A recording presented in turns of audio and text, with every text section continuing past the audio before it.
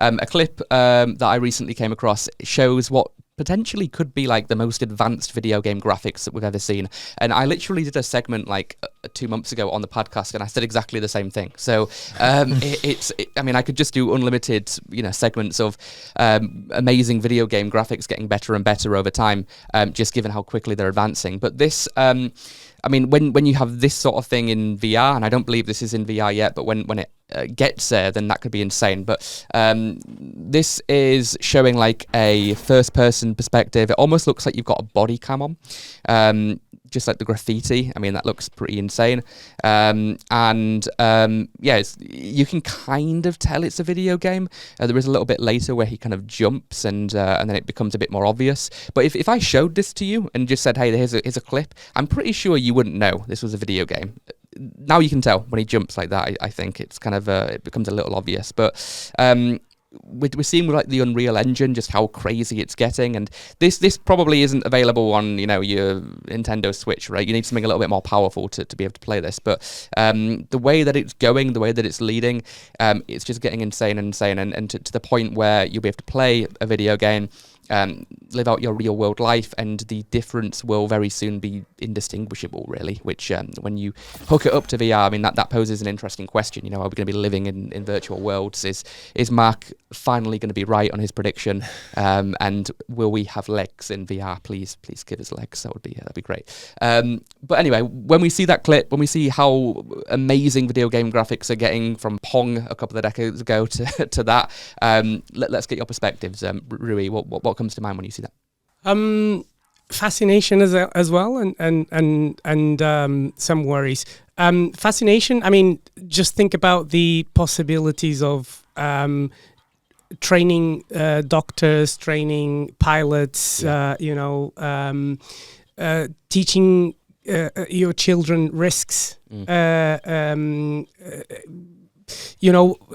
Make them exploratory, discovery-oriented, all of that. I think that's fantastic, right? That's right. So it's not just about games; it's about the simulation part. If I love playing like Farming Simulator, for example, right? But if there was like Surgeon Simulator or Firefighter Simulator or Military Simulator, I mean, Call of Duty is basically Military Simulator, right? But if you could do those things before doing a job, I mean, you're going to just be so much better because of the muscle memory and the experience that you've got in the metaverse, as opposed to you'll pick that up in the real world pretty quickly. Lucas, what's your take on that clip? Yeah, of course it's exciting for games and entertainment. For previous points where you, Lorenzo, is when you combine it with this drone idea, if we can swap, let's say, textures, if someone is interested into this house, but we have data about how it's built, we can with client see what will be your vision after you buy it, after you paint it. That's amazing. And to this learning, that can have massive therapeutic abilities. Like if some trauma treatment, sometimes you have to replay some events to deal with them. Like for instance, personally, I'm very interested into road safety. If we could give something like that to anyone who's passing driving test, and show them what can be the result of them holding the phone even in slow traffic and hitting someone. Oh yeah, I bet we'll have a far fewer people on the phones who are driving. Yes. So this could be amazing, and again, it is a tool which gives us a lot of opportunities. If someone uses it for filming, horror game and horror movies, we can actually have a trauma to deal with. But it's too exciting. Yeah, absolutely. What's your perspective, Lorenzo? I love this topic because I grew up being a gamer. I absolutely love video games. So thanks for introducing this. I've been looking forward to talking about this one. I'll try not to take too long, but the thing that got me on this was this might be my age as I'm getting older, but it kind of was very scary watching that clip of someone really like shooting someone and it looking so realistic, and like kind of frightened me. Now, is it my age? Because when I was growing up, it was around the time when Mortal Kombat first came out, and it became huge. Like, I think Mortal Kombat was the reason they introduced ratings into games, because it was, the first time you could see blood and you were punching people or whatever. Parents were not happy about it and everything like that. Now I'm a parent. Yeah, it really scares me at the thought of my kid playing a game like that. And then is it because it's so realistic?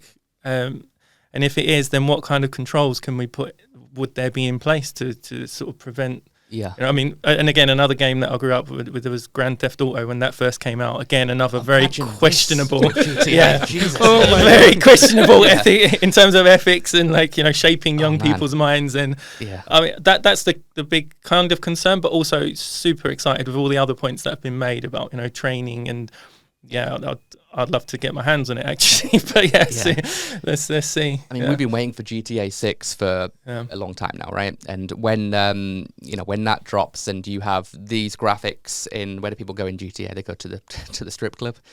they go and punch people randomly on the street. They chasing away from the police and having helicopters chasing them.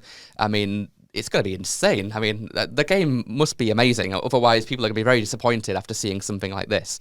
Another thing that I think is really interesting about games, and I'll probably show this clip on a future podcast, is people are starting to use GPT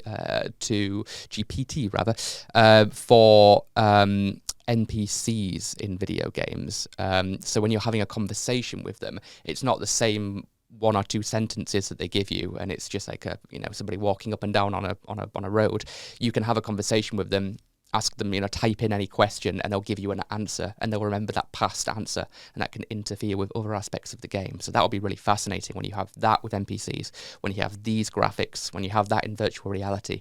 I mean, it poses the question: are we going to get to a point soon where video games are indistinguishable from real life? And if that happens, especially with like the younger generation, people are going to be living in them, right? I've got the latest VR tech, and it's fun, but I go on it for like an hour every 2 or 3 weeks. I mean, it's I can't be on it for a long time, but I have friends that are younger, cousins and etc., and they're growing up with it. It's like having the old GTA, like San Andreas or Vice City that you probably used to play when you were younger, right? It's that's their norm now. So it poses the question: if they're living in that, if that's their reality, if that's what they're going to be used to, and they're going to be using that just as much as a smartphone. So do you think we'll get to that point where games are, you can't tell the difference, and that people will be living in them? What's your take, Lucas? I'm afraid we are right there.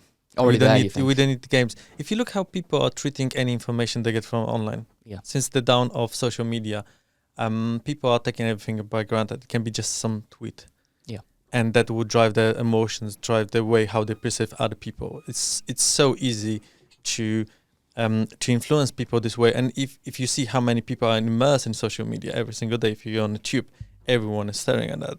So we already have that problem. There's a bigger social problem to deal with, and we need to address that with learning education.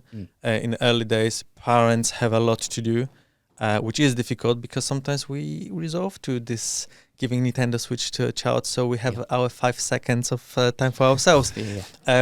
So I don't think it will make it far worse, because it's just a tool. It's like hammer can be used to kill someone or to build a house. But it won't.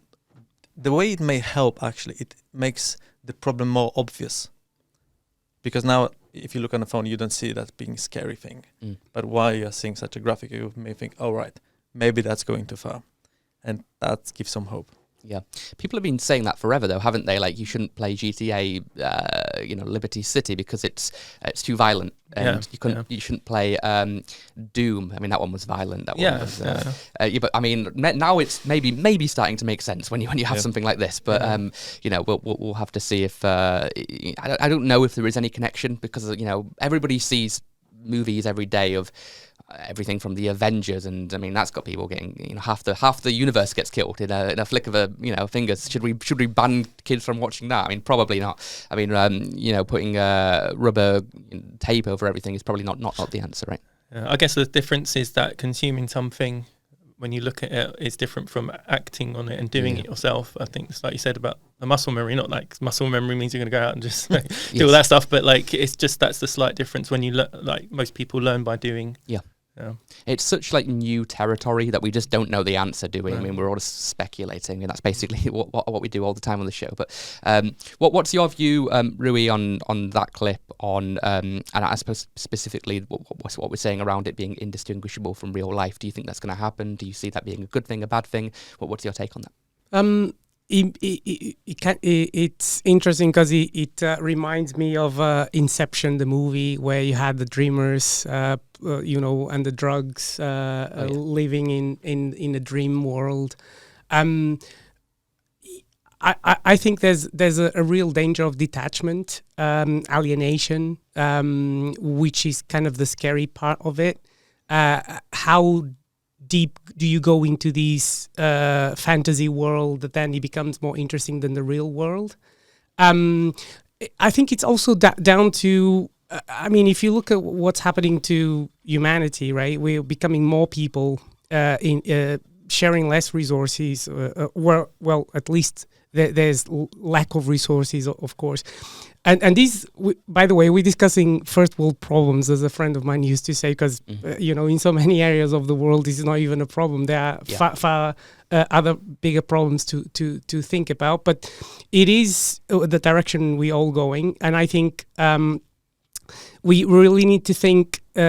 We've been thinking about these things for a while now, because Inception, how many years it has? 10 years ago. 10 years, right? Yeah, something like that. Yeah. And Star Trek, if you go back, many of these philosophical questions were being asked decades ago in the 70s. Some of them earlier on in the Forbidden Planet that gave birth to the series Star Trek. I think alienation is the biggest fear, the detachment from reality, and then the fiction becomes more interesting than reality, and how that then will probably take away some people from reality that will prefer to live in a fantasy world, for sure, like the dreamers in Inception, right? Probably for others will be exactly the opposite, where just the fear of the happening will make you connect more in real life. So I think there's a bit of everything. We don't know yet the massive trend. And the risks, because there are risks of violence, mimicking what they see on a game happens. Portugal is a good example. We didn't used to have violent crimes, and then there was one a couple of years ago that's now being in court. Judge, two very, very young kids did exactly what Dexter was doing on the series TV show. Yeah. Not Dexter's Laboratory. No. Dexter's the serial killer. So that is the angle of these things that are always going to be there. The bright side, the dark side. And then it's how you navigate that into regulating it, finding way we want to go as a species, as society. And you'll have, I think, a buffet of choices in front of you is which one are you going to take, and find out the real impact, because this is not just human beings here, right? There's animals, there's ecosystems, there's oceans, there's a lot of many other things that are far probably more important even. So how do you combine that in the formula of the future? It's what we're still figuring out, and it's not now. It's been happening for decades. We still don't have the answer. Yeah, I don't know if we'll ever have the answer. I mean, it's there's so many questions that come from the cutting edge tech, which just doesn't, there are no easy answers, and a buffet of choices is probably what's going to happen. You can try and regulate and ban stuff, but the way that open source works, and everyone has the internet, I mean, you can just find a ROM or download it somewhere.